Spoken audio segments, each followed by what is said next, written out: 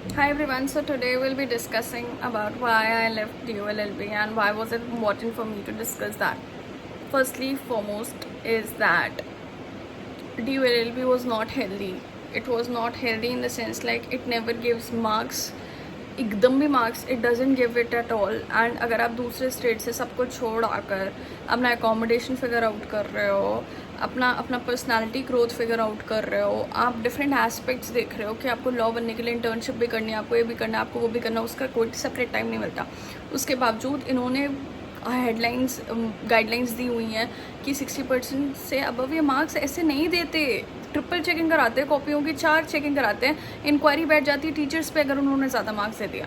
तो इन्होंने ये मैंडेट रखा है कि 80-90% of the students are getting below 60%. So we can't even sit for eligibility in different examination. अभी लॉ ऑफिसर की वैकेंसीज आ रही हैं 12 vacancies 1 by 1. We can not sit for 1 even a handful of opportunity. 60% की सबकी minimum eligibility. Even if you crack CLAT, अगर CLAT की में अच्छी भी रैंक आ गई उसके बावजूद you can not set for examination. So that is problematic. No, किसी ने अपना 3 साल लगाया इस डिग्री के लिए, उसका आपने क्या हश्र किया.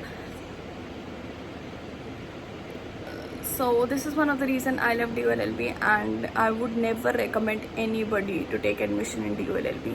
Never take. 5 years are expensive, 3 years are not worth it. You would not be given marks. अगर तुम ना नस काट लो तब जाकर तुम्हें नंबर मिले, तो there is no point, no. So this was it.